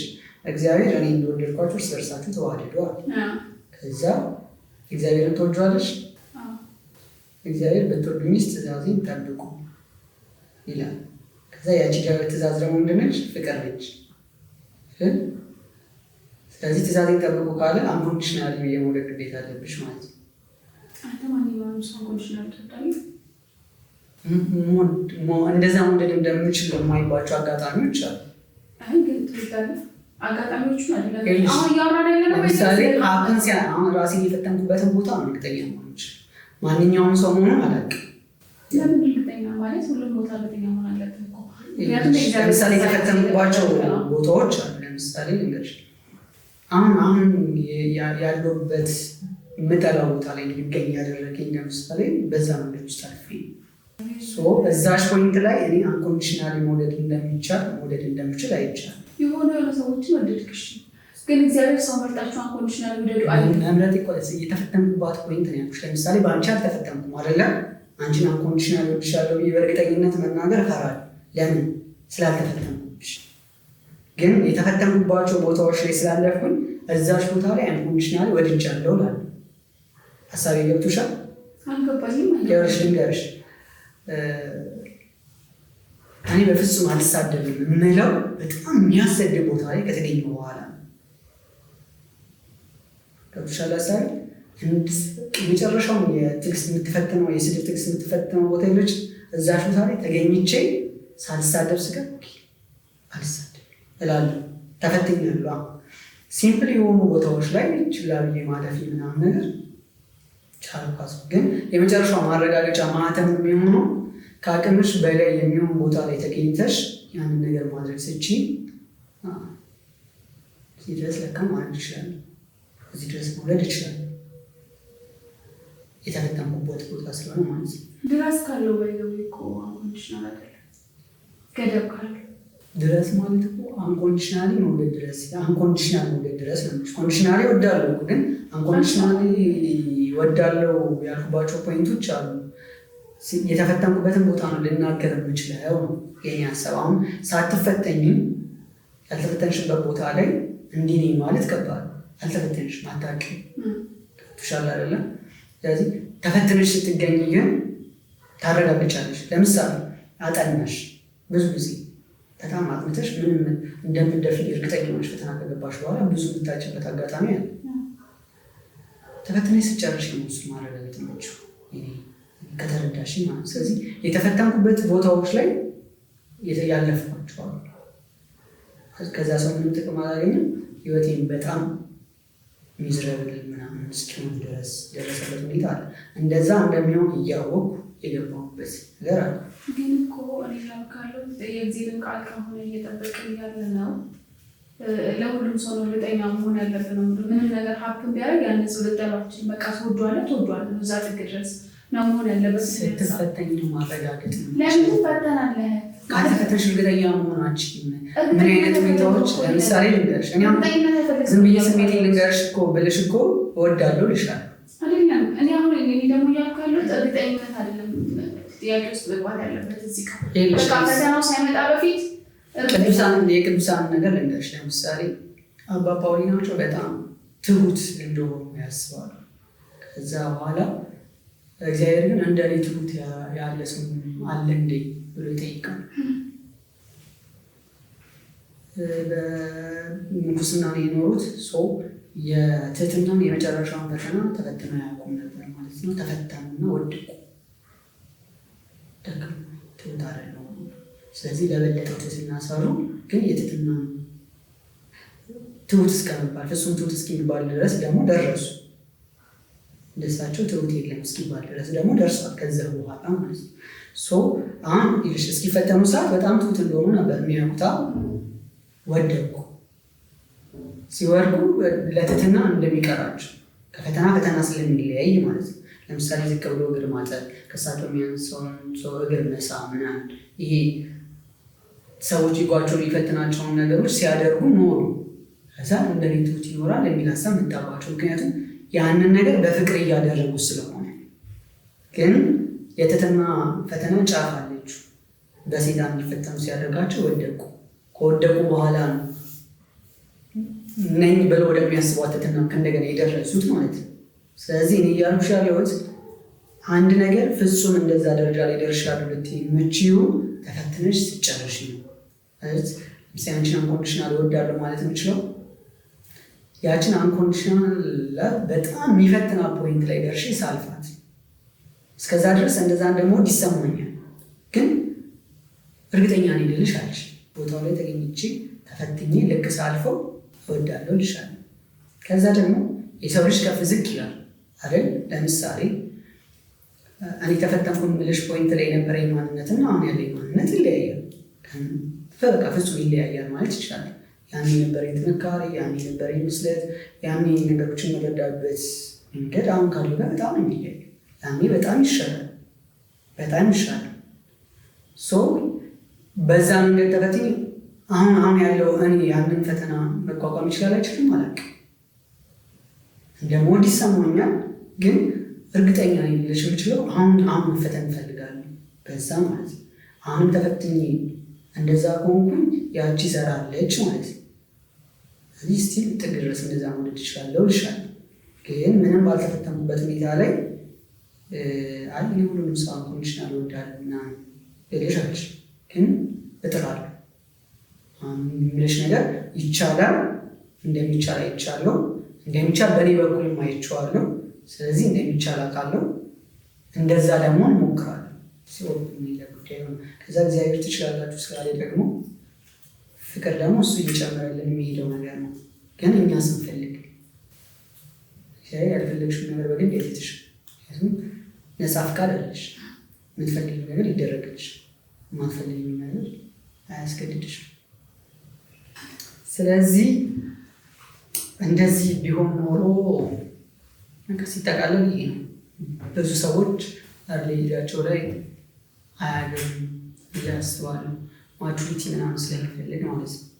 ስለዚህ ከዛ ከተጋቡ በኋላ የፍቺ ሬት በጣም ይቀንስ። ተረድቶ ታስቦበት ኃላፊነት ወስደው ስለሆነ የሚገቡት ከዛ አይደንቲቲ ይሆናል። ያችን መስመር የማያልፍ ሰው ኃላፊነት የማይሰማው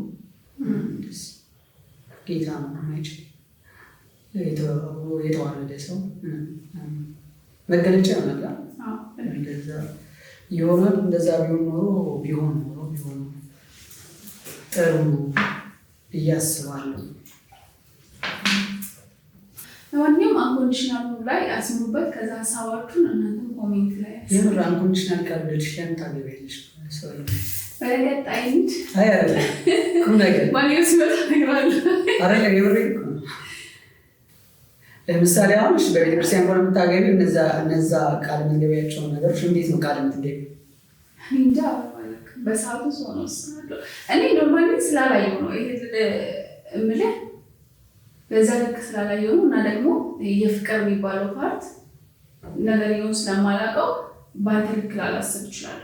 ወጥተዋላ ለእኔ ይፈርደኛል በዛ ማለት አሁን ለምሳሌ አንድ ዓመትና 2 ዓመት ስጨምር የሆነ ከፍ ስል እኮ ወደ አንተ ልጠጋችሁ ይሆናል በመማራቸው በማያቸው ሂደቶች ውስጥ ማለት ነው። እስካሁን ግን ኮንዲሽናል ኮንዲሽናል ባቶቹ ታገቢዋለሽ? አሁን ምታስብ እንጃ የኔ ሞዴል መጠራ አንኮንዲሽናል ይሁን አይሁን አላውቀውም። ያንን ሰው የምወድበት ሞዴል ማለት ነው። ምንም ሊፈጠር አትለችም።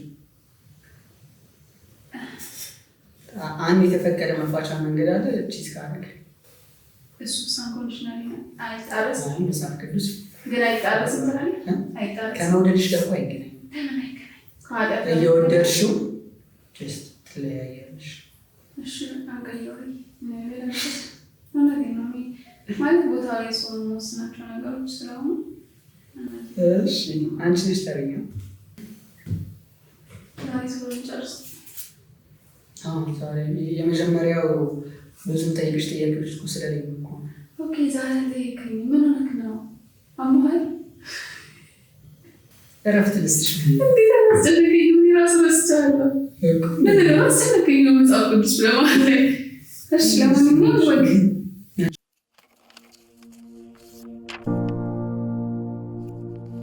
የሰርጉ ድግስና የፎቶግራፍ ረሃብ። ሆቴሉ ዘመናዊነት የሚለውን ቃል ለመተርጎም የታጠቀ ይመስላል። በሩ ላይ የቆሙት አስተናጋጆች ልክ እንደ ቤተ መንግስት ዘበኛ ደረታቸውን አሳብተው ቆመዋል። ግድግዳው ላይ የተሰቀለው መብራቶች ብርሃንን ሳይሆን ሀብትን የሚረጩ ይመስላሉ። በዚህ ሁሉ ድምቀት መሃል ጋሽ ተስፋዬ ከረባታቸውን በማላላት እየታገሉ ገቡ። ጋሽ ተስፋዬ የድሮ ሰው ናቸው። ሰርግ ማለት ስጋ ተቀቅሎ ጠላ ተቀርቶ ዘመድ ተቃቅፎ የሚጨፈርበት እንጂ እንደዚህ እንደ ሙዚየም ተጠርጎና ተወልሎ አትንኩኝ የሚባልበት አይመስላቸው። ለመሆኑ ሰርገኞቹ መጥተዋል? አሉ ጋሽ ተስፋዬ አጠገባቸው ላለውና በስልኩ ፎቶ ለሚያነሳው ወጣቱ ቀና ሳይል፣ አረ ጋሺ ገና ናቸው። አሁን ፒያሳ አካባቢ ፎቶ እየተነሱ ነው። ከዛ ደግሞ ወደ እንጦጦ ሄደው ድሮን ይቀረጻሉ። ምናልባት ከምሽቱ 3 ሰዓት ላይ ይደርሱ ይሆናል አላቸው ወጣቱ። ጋሽ ተስፋዬ ሰዓታቸውን አዩ። ቀኑ 5 ሰዓት ይላል። ምን ነው ልጄ ሰርግ ነው ወይስ ፊልም ነው የሚቀርጹት? ለመሆኑ እኛ እዚህ የመጣ ነው ሙሽሮቹን ለመመረቅ ነው ወይስ የሆቴሉን ወንበር ጥበቃ? ወጣቱ ሳቃለ። ጋሼ ዘመኑ ተቀይሯል። አሁን ሰርግ ማለት ቪዲዮና ፎቶ ነው። ሙሽሮቹ እኮ ከኛ ጋር ሊያሳልፉ ሳይሆን ኢንስታግራም ላይ ለመታየት ነው የሚለፉት አላቸው ወጣቱ። ጋሽ ተስፋዬ በረጅሙ ተነፈሱ። ወደ አንድ ጥግ ሄደው ተቀመጡ። ወንበሩ በጣም ከመለስለሱ የተነሳ ገባ ብለው ሲቀመጡ ይውጣቸው ጀመር። ይሄ ወንበር ራሱ ሰውን አይቀበልም። እንደ ሙሽሪት ሁሉ እሱም መታየትን እንጂ መያዝን አይወድም አሉ ለራሳቸው።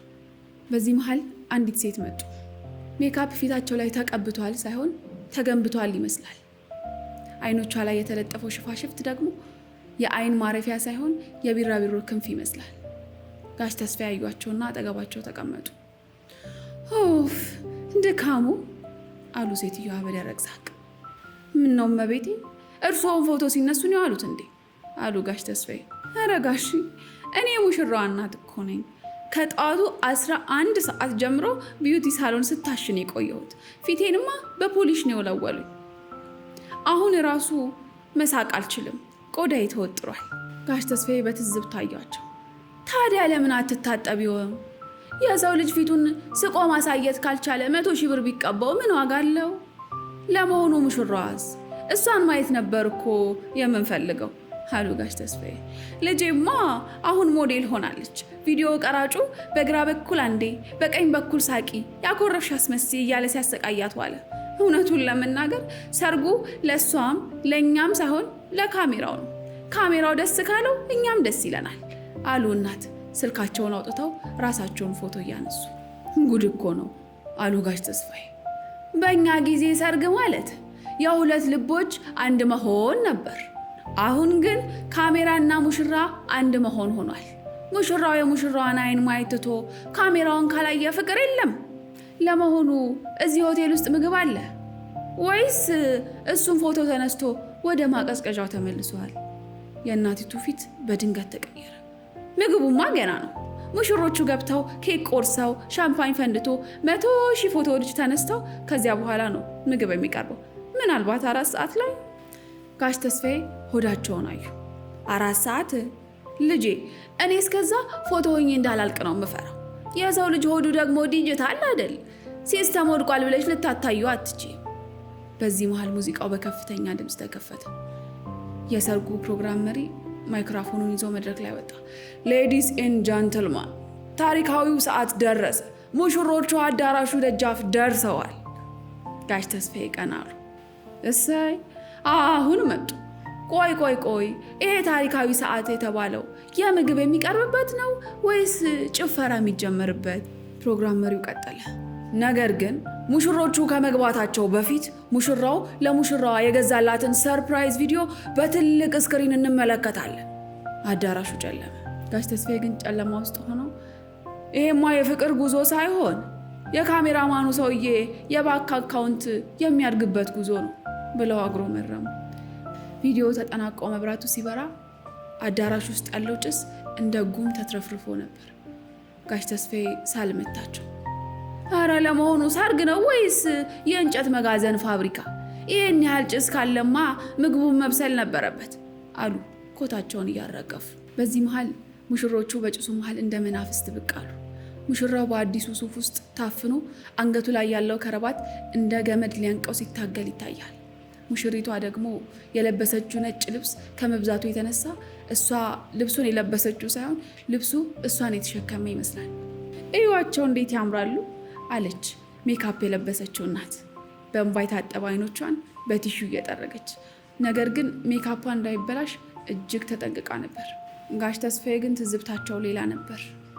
ያምራሉ፣ ግን ለምን እንደ ረቦት ይራመዳሉ? ፍቅር እኮ ነፃነት ነው እንጂ ወታደራዊ ሰልፍ አይደለም። ይሄ ሁሉ መንገድ ስትራቴጂ ነድፈው የሚሄዱት ካሜራ ላይ አምሮ ይሆን? ሙሽሮቹ መድረክ ላይ ወጥተው ስሎ ዳንስ መደነስ ጀመሩ። መድረኩ ላይ ያለው መብራት እንደ ፖሊስ መኪና በቀይና በሰማያዊ ይለዋወጣል። ጭሱ ደግሞ እስከ ጉልበታቸው ደርሷል። ጋሽ ተስፋዬ አጠገባቸው ወደ ተቀመጠው ወጣት ዞር አሉ። ልጄ ይሄ ጭስ ምንድን ነው? ሰዎቹ እግራቸው እንዳይታይ ነው ወይስ መሬት ላይ መቆማቸውን እንዲረሱ ተፈልገው? ወጣቱ ሳቅ አለ። ጋሼ ይሄ እኮ ክላውድ ኢፌክት ይባላል። ደመና ላይ ሆነው እንደሚደንሱ ለማሳየት ነው። ፎቶ ላይ ሲወጣ በጣም ክላስ አለው አላቸው። ደመና ላይ? ጋሽ ተስፋዬ አገጫቸውን ያዙ። እንዲያው ምግቡም ከሰማይ ነው የሚወርደው ማለት ነው? እኔ ግን መሬት ላይ ነኝ፣ ሆዴም መሬት ላይ ነው። ይህን ሁሉ ጭስ ከምንታፈን ቢሮ ውስጥ አንድ የክትፎ ሽታ ቢለቁልን ኖሮ ክላሱ ያኔ ይታይ ነበር። ጭፈራው አበቃና ሙሽሮቹ ወደ ወንበራቸው አመሩ። አሁን የፎቶ ሰዓት ተባለ። የቅርብ ዘመድ፣ የሩቅ ዘመድ፣ የድርጅት ሰራተኛ፣ የሰፈር ልጅ ሁሉም ተራ እየያዘ መድረክ ላይ ይወጣል። የሚገርመው ግን ማንም ሙሽሮቹን እንኳን ደስ አላችሁ አላላቸውም ነበር። ሁሉም የሚሮጠው ለፎቶ አንሺው አመቺ ወደ ሆነው ቦታ ነው። ቺዝ ይላል ፎቶ አንሺው፣ ቺዝ ይላሉ። ልባቸው በረሃብ እየተቃጠለ ጋሽ ተስፋዬ ወረፋውን አዩት። ይሄ እኮ የሰርግ ቤት መድረክ ሳይሆን የፓስፖርት ፎቶ ቤት ሆነ። ሰው ሙሽሮቹን መርቆ ሳይሆን ፎቶ ተነስቶ ፌስቡክ ላይ አቴንድ ማድረጉን ለማረጋገጥ ነው የሚጋፋው። ለመሆኑ ፎቶግራፍ አንሺው ምግብ ቀርቧል የሚል ፎቶ መች ነው የሚያነሳው? በዚህ መሃል አንድ አስተናጋጅ በግርግር ውስጥ አልፎ ሲሄድ ጋሽ ተስፋዬ የያዙት። አንተ ጎበዝ፣ ለመሆኑ ይሄ ምግብ የሚባለው ነገር ካሜራ ሻይ ነው እንዴ? ለምን አይወጣም? አስተናጋጁን ፈገግ ብሎ ጋሼ ገና ነው፣ አሁን ቄቅ ቆረሳ ነው። ከዚያ ደግሞ ሙሽራው ለሙሽሪት ግጥም ያነብላታል። ከዚያም ደግሞ ሙሽራዋ ለሙሽሪት ሰርፕራይዝ ጭፈራ ትጨፍርለታለች። ከዚያ በኋላ ማን ይሞታለው አሉ ጋሽ ተስፋዬ።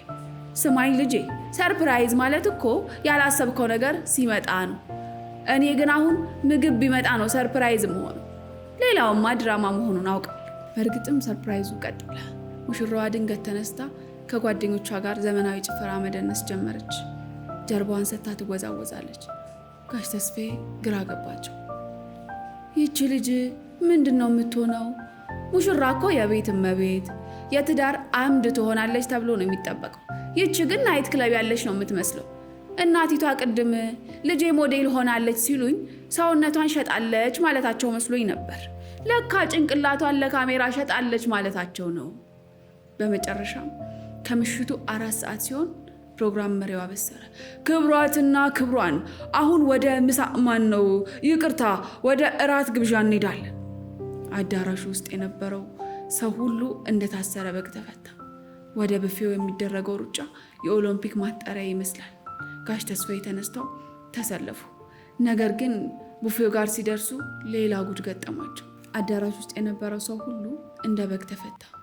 ወደ ቡፌው የሚደረገው ሩጫ የኦሎምፒክ ማጣሪያ ይመስል ነበር። ጋሽ ተስፋዬም ተነስተው ተሰለፉ። ነገር ግን ቡፌው ጋር የገጠማቸው ነገር ሌላ ጉድ ነበር። የምግቡ ጠረጴዛ ላይ የተቀመጡት አበቦች እና ጌጣጌጦች ከምግቡ ይበልጣሉ።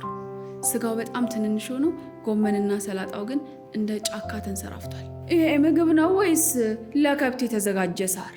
አሉ ጋሽ ተስፋዬ ማንኪያቸውን ይዘው። እንኳን ቺዝ አላችሁን እንጂ ይሄንንማ በላንም አልበላንም ፎቶ ላይ ጥጋብ አይታይበትም። አጠገባቸው የነበረው ዲያስፖራ ወጣት ሰላጣውን በስልኩ እያነሳ ዋው the presentation is amazing ይላል። ጋሽ ተስፋዬ ዞር ብሎ አዩት። ልጄ ፕሬዘንቴሽን ሆድ አይሞላ። እኛ እዚህ የመጣ ነው ዶክመንታሪ ፊልም ልንሰራ ሳይሆን ሆዳችንን ልናሳድር ነው። ለመሆኑ ይሄ ፕሬዘንቴሽን በበርበሬና በቅቤ ተለውሷል? ጋሽ ተስፋዬ በሳህናቸው ላይ ጥቂት ጎመንና አንዲት አጥንት ያልነካች ስጋ ቅንጣት ይዘው ወደ ወንበራቸው ተመለሱ። ምግቡን ለመቅመስ ሞከሩ። ነገር ግን ጣዕሙ ከሆቴሉ ውበት ጋር የሚጣረስ ነበር። ይሄማ አሉ ጋሽ ተስፋዬ ፊታቸውን አኮራምተው፣ ምግቡም እኮ እንደ ሰርገኞቹ ሜካፕ ተቀብተዋል። በሩቅ ሲያዩት ያምራል፣ ሲቀምሱት ግን የድሮ የቤት ወጥ ናፍቆት ያንገበግባል። ለመሆኑ ይሄ ስጋ ነው ወይስ የምግብ ማቅለሚያ የተነከረ ላስቲክ? አጠገባቸው የተቀመጠችው ያቺ እናት አሁንም በስልኳ ተጠምዳለች። ጋሼ ምግቡን ይታውትና እስቲ ይሄንን ፎቶ ይዩት። ልጄ ላይክ እየዘነበላት ነው። በደቂቃ ውስጥ 1000 ሰው ነው ያያት አለች በኩራት ደረቷን ነፍታ። ጋሽ ተስፋዬ ሳህናቸውን ወደ ጎን ገፋ አደረጉና ልጄ ላይክ ሆድ ቢሞላ ኖሮ ይህን ሁሉ ድግስ ለምን አስፈለገ? 1000 ሰው አያት አልሽ፣ ግን ስንት ሰው መረቃት? ስንት ሰው ከልብ ውስጥ ደስ አለው? ሺ ላይክ ከሚመጣ አንድ ሰው መጥቶ ትዳርሽ ይባረክ ቢላት አይሻልም ነበር? እናንተ እኮ የሰውን ምርቃት በስልክ ቁልፍ ቀየራችሁት። በዚህ መሃል ሙሽሮቹ ኬክ ሊቆርሱ ተነሱ። ኬኩ ቁመቱ ከጋሽ ተስፋዬ ይበልጣል። 7 ፎቅ አለው። ሙሽራዋና ሙሽሪት ጎራዴ የመሰለ ቢላዋ ይዘው ኬኩን ሊቆርሱ ተነሱ። ጭሱ እንደገና አዳራሹን ወረረው። ኬክ ነው ወይስ ህንፃ? አሉ ጋሽ ተስፋዬ። ይህን ሁሉ ኬክማ ማን ይበላዋል? ወይንስ ኬክ ነው ወይስ ህንፃ? አሉ ጋሽ ተስፋዬ። ይህንን ሁሉ ኬክ ማን ይበላዋል? ወይስ እሱም እንደ ጭሱ በኖ ነው የሚቀረው? ኬኩ ተቆርሶ ለሙሽሮቹ ተጎራረሱ። ከዚያም ለተጋባዥ ታደለ። ጋሽ ተስፋዬ የደረሳቸው ቁራጭን አዩት። ክብሪት የምታህል ናት። ጉድ እኮ ነው። 7 ፎቅ ኬክ ተሰርቶ ለእኛ የሚሰጥን ግን የፎቁን ሰርቪስ የምታህል ናት። ይሄ ሰርግ እኮ የሰፊው ማስታወቂያና የጠበበ እውነት ድምር ነው ብለው ኬኩን በአንድ ጉርሻ ጨረሱት። ከምሽቱ 5 ሰዓት ሆነ። ሙሽሮቹ ደክመዋል። ሙሽራዋ ጫማዋ ተረከዝ አሰቃይቷታል።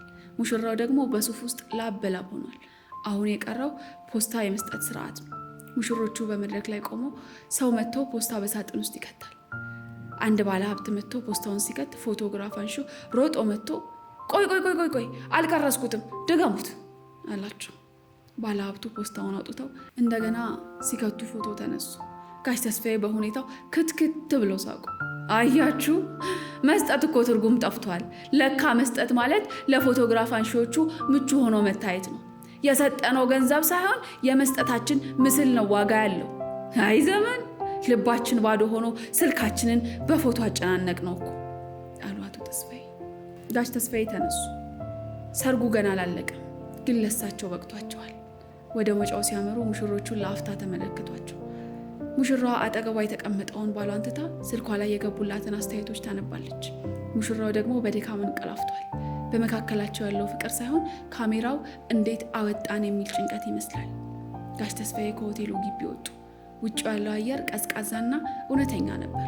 አስፓልቱ ዳር አንድ ቆሎ ሻጭ አሮጊት ተቀምጠዋል። ጋሽ ተስፋዬ ወደ እሳቸው ጠጋ አሉ። እናት 5 ብር ቆሎ ስጭኝ እስኪ አሏት። አሮጊቷ ቆሎውን እየላከች ጋሼ ከሰርጉ ወጡ እንዴ? ምን ነው ምግቡ አልበቃዎትም? አይ እዚያ ውስጥ ምግቡም ሆነ ሰዎቹ ዲጂታል ናቸው። አይጠግቡምም አይጨበጡምም። የእናንተ ቆሎ ግን ይቆረጠማል፣ ሆድም ይሞላል። እዚያ ውስጥ 1000 ሰው ላይክ ሲያደርግ ነበር። እኔ ግን መርቄው ልሄድ እድሜ ይስጦ አሉ ጋሽ ተስፋዬ። ጋሽ ተስፋዬ በጨለማ ውስጥ ቆሏቸውን እየቆረጠሙ መራመድ ጀመሩ።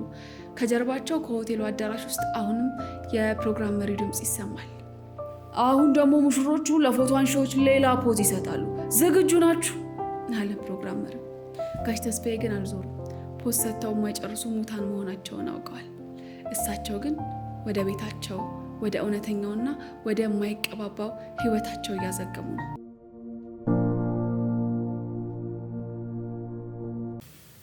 ጆርድ እና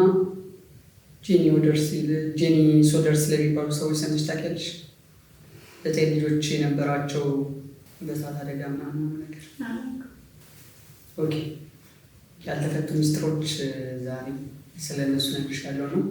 ጆርጅ እና ጄኒ ሶደር የሚባሉ ባልና ሚስት ነበሩ። 9 ልጆች ነበራቸው እና አንድ ቤት ውስጥ ነው የሚኖሩት። ቤቱ G+1 እና ከስረኛው ክፍል ላይ ገና ነበረ ቀኑ እና አክብረው ተኝተዋል። ሳሎን ከስር አንዷ ልጅ ተኝታለች። ከዛ 2 ልጆች እና እነሱ ደግሞ አንደኛው ክፍል ውስጥ ተኝተዋል። ከዛ ከላይ ደግሞ አንደኛው ክፍል ውስጥ 2 ልጆች ተኝተዋል። ሌላኛው ክፍል ውስጥ ደግሞ 5 ልጆች አሉ የተኙ ማለት ነው። ከዛ ለሊት 6 ሰዓት አካባቢ ስልክ ይደወላል። ከዛ ሚስትየው ስልኩን ታነሳለች። ከዛ ሴት ነች። ይቅርታ ተሳስቼ ነው ትላትና ስልኩ ይዘጋል። ተመልሳ ትተኛለች። ተኝታ ትንሽ እንደቆየች ጣራው ላይ ያለኛ ድምፅ ይሰማሉ። ከዛ ዝም ብሎ ይተኛሉ። ትንሽ ቆይቶ የእሳት ጠረን ይሸታል ጀመረ። ከዛ ስትወጣ ቤቱ እየነደደ ነው። ከዛ ከባሏ ጋር ከስር ያለችው አንዷ ልጅ ወደ ውጭ ቦታ ወጣች። እነሱ ጋር የነበሩትን ታችኛው መኝታ ክፍል ውስጥ ያሉትንም ይዘው ወጡ። ከዛ ከላይ ደግሞ 2 አብረው ተኝቶ የነበሩት ነገርየውን ሰምቶ ሮጦ አምልጠው ወጥተው ነበር ልጆቹ። ከዛ አባትየው እነዚህም 4ቱ መውጣታቸውን ካረጋገጠ በኋላ ወደ ላይኛው ክፍል እየሮጠ ሊወጣ ሲል ደረጃው ነዷል። ወደ ፎቁ የሚወጣው ማለት ነው። አላሳልፋል። ከዛ ሮጦ ወጥቶ በውጭ በኩል በመሰላል ወጥቶ ሊያወጣቸው መሰላሉ ሲል መሰላሉ የለም። ግቢሱ ይፈልገው አጣው። ከዛ ከእንደገና የጭነት መኪና ነበር። የጭነት መኪናውንም አስነስቶ ወደ መስኮት ወስዶ ወደ ፎቅ ወስዶ ሊያወጣቸው ሲል መኪናውም አልነሳም። ከዛ የእሳት አደጋ ደወለ። የእሳት አደጋዎቹ ከ7 ሰዓት በኋላ ደረሱ ቦታው ላይ። 45 ደቂቃ ከተደወለ 7 ሰዓት በኋላ አደጋው ከተፈጠረ 7 ሰዓት በኋላ ማለት ነው። አጠቃላይ እነሱ የራሳቸውን ሞክረው ለምን ስልክ ሊደውሉ ሲሞክሩ የስልኩን መስመር ተቆርጧል። መደወል አልቻሉ በራሳቸው። በእንደዚህ አይነት ሁኔታ ውስጥ ብቻ ከ7 ሰዓት በኋላ ደረሱ። የእሳት አደጋዎቹ በ45 ደቂቃ ውስጥ አጠፉት። ወደ ውስጥ ሲገባ ልጆቹ አጥንትም የለም ምንም ነገር የለም እና በሳይንስ ደግሞ አንድ አጥንት ሙሉ ለሙሉ ለመጥፋት በ2000 ዲግሪ ሴንቲግሬድ ለ7 ሰዓት ለረዥም ሰዓታት መንደድ አለበት። እንደዚህ አይነት ነገር ደግሞ ሀፕን አላደረገም እና ልጆቹ የት ገቡ የሚለው በጣም አነጋጋሪ ነው። ከዛ አባትየው ከተወሰነ ጊዜ በፊት ቤት በጭስ ሲሞላ ልጆችን ይጠፋሉ የሚል ደብዳቤ ደርሶት ነበር። ያ የሆነበት ምክንያት ምንድነው? ሙሶሊኒን ይቃወም ነበረ። እሱ ሙሶሊኒን ይቃወም ስለነበረ በዛ ኬዝ እንደዛ ያ ደብዳቤ እንደደረሰው ይነገራል። ከዛ ሲመረመር ምንም ፍንጭ ሊገኝ አልቻለም። ልጆቹ የሉም። ከዛ ደግሞ ሁኔታው ሆን ተብሎ ታቅዶበት የተደረገ ነገር መሰለ። ስለዚህ ልጆቹ እሳት አደጋው ከስር እንደደረሰ ከላይ ሳይደርስ በፊት ታፍነው ተወስዷል የሚል ማለት ነው። ከዛ እሳቱም የተፈጠረበት መንገድ ደግሞ ግራ አጋቢ ሆነና ከጥቂት ጊዜ በኋላ እናትየዋ ቦምብ የሚመስል ነገር አገኘች። የቦምብ ጥቃትም ነው ቤቱ ሲነድ እንደዚህ አይነት በቦምብ ነገሮች ተጠቅመዋል አይነት ስታፍ እንደዛም ሆነ። ከዛ ማስታወቂያዎች ተሰሩ። ልጆቹ የት ይግቡ የቱ ምንም የሚታወቅ ነገር ነበረ። ኢቭን ፋሚሊዎቻቸው ቤታቸው አካባቢ በጣም ትልቅዬ ባነር ተሰርቶ ፎቶቸው ተሰቅሎ ይፈለጋሉ የሚለው ማለት ነው። ለረዥም ሰዓት ተፈለጉ። ከረዥም ዓመት በኋላ የአንደኛው ልጅ ፎቶ ያለበት ስሙ ያለበት እና ደህና ነህ እወድሃለሁ የሚል ጽሑፍ ያለበት ፖስታ ይመጣል ለቤታ። ከዛ በኋላ ከፈቱት አዩት። ልጃቸው ነው። ከረዥም 10 ዓመት ብቻ እንደዚህ በጣም ቆይቶ ነው። ከዛ እሱንም ይዘው ሊያገኙት አልቻሉ። ግን በቤተሰብ ሁኔታ ቤተሰቦቹ ፖሊሶች ነገሩን ያውቃሉ። ሆን ብለው አድበስብሰውት ነው ብለው ነው የሚያምኑት። ቤተሰቡ ያውቃሉ ነገር የሆነውን ነገር አያውቁም። ግን ፖሊሶች የሚሰጡት ግምት አለ አይደለ? የተፈጠረውን ነገር እሱ ነገር የልጆቹ ፋሚሊ አይቀበለውም እና ፖሊሶች ሆን ብለው ጉዳዩን አድበስብሰውታል። ፋሚሊዎቹ ናቸው ፖሊሶቹ የሆነ ነገር ደብቀው ነው ያሉት። ፖሊሶቹ ስለ ጉዳዩ የሆነ ነገር እንደሚያውቁ ይሰማቸዋል። ግን እስኪሞቱ ድረስ አልተገኙም ልጆቹ። ምንም አይነት ከዛች መረጃ ውጭ ደግሞ ምንም አይነት የመጣ ነገር ነበረ። እስከ ዕለተ ሞታቸው ሲፈልጓቸው ነበረ። ሞቱ። አሁን ድረስ የትይሁ ምን የሆኑ ምንም የሚታወቀ ነገር የለም። ያልተፈታ ሚስጥር ሆኖ አለ አሁን ድረስ ማለት ነው። ይህም ይመስላል ያልተፈታ ሚስጥር። ለዛሬ ነበረን ቆይታ ይህን ይመስላል። ካለፉት አጭር ነው ይመስለኛል። የዛሬው አጭር ነው። የመጀመሪያዎቹ አፋጣጭ ጥያቄዎች የሉም። ሳምንት ይኖራል። ባይዜ ግን መሀል ላይ መጀመሪያ ላይ ደግሞ መሀል ላይ አፋጦኛል እና አለማፋጠጥ የማይችል ሰው ጥያቄ ብቻ የጠየቁሽ። ተሰናብቻቸው። ለዛሬ የነበረን ቆይታችን ይሄን ይመስል ነበር። እንደወደዳችሁት እንደምትወዱት ባለሙሉ ተስፋዎች ነን።